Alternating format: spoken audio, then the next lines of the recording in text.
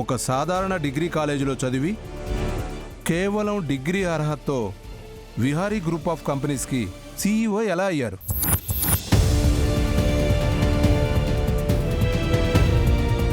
మిలాద్, మన దేశంలో కాకుండా ప్రపంచంలో ఎక్కడైనా పెద్ద సంస్థల్లో CEO అవ్వాలి అంటే పెద్ద పెద్ద బిజినెస్ స్కూల్స్లో చదివి ఉండాలి. అలా ఏమీ లేకుండా సాధారణ డిగ్రీతో CEO స్థాయికి వెళ్ళడం అసాధారణ విషయం. ఆ స్థాయిలోకి వెళ్ళడానికి ఈమె చాలా అడ్డదారులు తొక్కారో లేక సెక్షన్ 143ని బాగా యూజ్ చేసుకొని ఆ స్థాయికి వచ్చారో ఆమెకే తెలియాలి. మిలాడ్ సార్,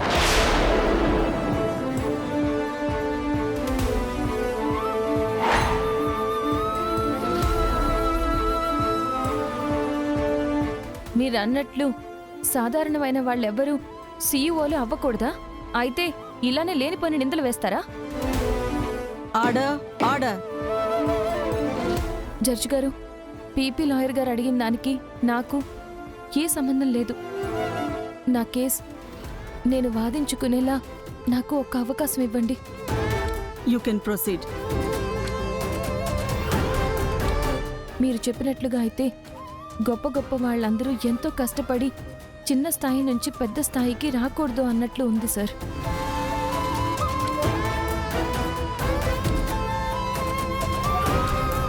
నేను విహారీ గ్రూప్ ఆఫ్ కంపెనీలో మొదట సాధారణ ఎంప్లాయీగానే జాయిన్ అయ్యాను. అక్కడ కష్టపడి పని చేస్తూ ఒక్కొక్క మెట్టు ఎక్కి మొదట హెడ్ ఆఫ్ ద డిపార్ట్మెంట్ అయ్యాను. ఆ తర్వాత ఎండీనయ్యాను. ఇప్పుడు CEO నయ్యాను. కానీ ఒకేసారి నేను అందలం ఎక్కలేదు సార్. ఓకే అమ్మా, నువ్వు చెప్పిందంతా బాగుంది. CEO అవడానికి నీకు ఎన్ని సంవత్సరాలు పట్టింది? సంవత్సరంలో CEO నయ్యాను. నువ్వు అంటున్న గొప్ప గొప్ప వాళ్ళు కొన్ని దశాబ్దాలు కష్టపడితేనే CEO అవుతారు. కానీ నువ్వు కేవలం ఒక్క సంవత్సరంలోనే CEO అయ్యావంటే ఏం చేశావో, ఎలా CEO అయ్యావో అర్థమవుతుందమ్మా.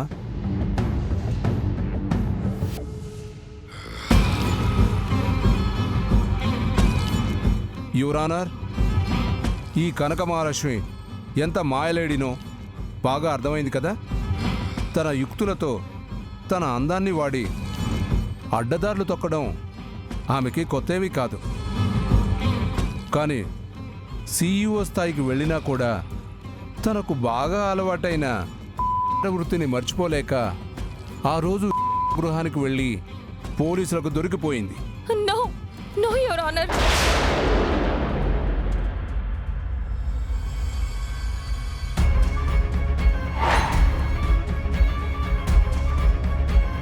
నేను అక్కడికి వేరే ఏ ఉద్దేశంతో వెళ్ళలేదు.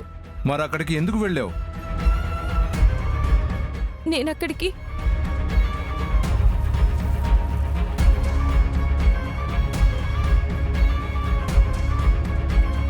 ఏంటి ఆగిపోయావు? చెప్పు.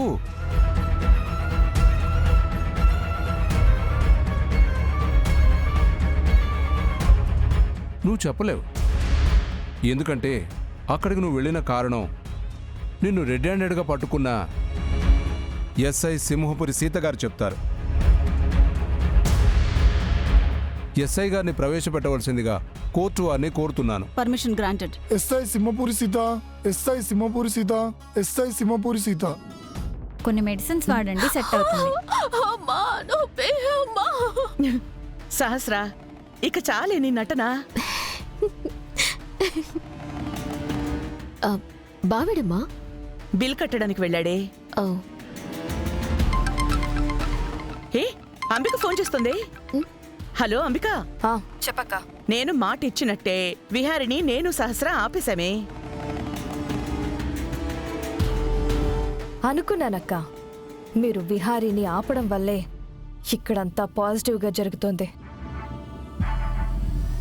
ఇంతకీ ఆ లక్ష్మికి శిక్ష పడిందా లేదా? దాదాపు శిక్ష పడినట్టే. ఆల్మోస్ట్ జడ్జి గారు తీర్పు రిజర్వ్ చేసేశారు. ఇంకా లక్ష్మి పీడ విరగడైపోయినట్టే కదా. దాదాపుగా అంతే అక్క. నేను మాట్లాడిన పీపీ లాయర్ లక్ష్మిని క్రాస్ ఎగ్జామిన్ చేస్తుంటే ఆ లక్ష్మికి ముచ్చమటలు పట్టాయి. లాయర్ ప్రశ్నలతో ఆ లక్ష్మిని ఉక్కిరిబిక్కిరి చేసి సాక్ష్యాలతో సహా ఆ లక్ష్మిని ఇరికించేశాడు. హ, పోన్లే, ఇన్ని రోజుల తర్వాత ఆ లక్ష్మి పీడ విరగడవబోతోంది. హ్మ్. సరే అక్క, నేను మళ్ళీ కాల్ చేస్తాను. సరేనే. అమ్మా, ఆ లక్ష్మికి శిక్ష పడిందా? దాదాపు శిక్ష పడిపోయినట్టే. ఇక దానికి జైలే ఇల్లు, నీకు విహారికి మధ్యలో పెద్ద అడ్డు తొలగిపోయినట్టే. మంచి వార్త చెప్పావమ్మా. ఆ లక్ష్మి లేకపోతే బావని నా వైపు ఎలా తిప్పుకోవాలి? అమ్మా, ఒక్క నిమిషం. ఎక్కడికి? బావ దగ్గరికి. వాడి దగ్గరికి వెళ్తే మన నాటకం మొత్తం తెలిసిపోతుంది కదే. ఆ సంగతి నేను చూసుకుంటానులేమ్మా, నువ్వేం భయపడకు. ఆ, ఆ, బావతో నేను మాట్లాడాలి. నొప్పితో నటిస్తూనే మాట్లాడతాను. హ, సరే, జాగ్రత్త. నేను డాక్టర్తో మాట్లాడుస్తాను. ఉమ్.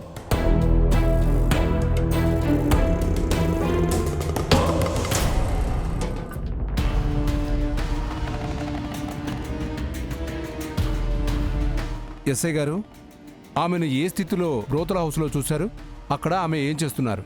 సార్, మాకొక అన్నోన్ సోర్స్ నుంచి ఒక ఇంట్లో వ్యభిచారం భారీ ఎత్తున జరుగుతుంది అని ఇన్ఫర్మేషన్ వచ్చింది. మేము మా టీము స్పెషల్ ఫోర్స్ని తీసుకుని ఆ ఇంటి మీద రైడ్ చేశాము.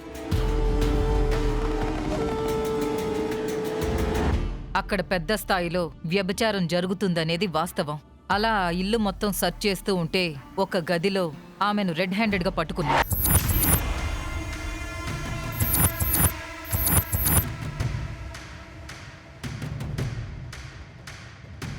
యువర్ ఆనర్, అక్కడికి నేను అనుకోకుండా వెళ్ళాను. అక్కడ నన్ను ఒకళ్ళు రూమ్లోకి తోసేసి బంధించారు. లేదు యువరానర్, ఆమె అబద్ధం చెప్తుంది. తను గదిలో ఒక వ్యక్తితో ఉంది.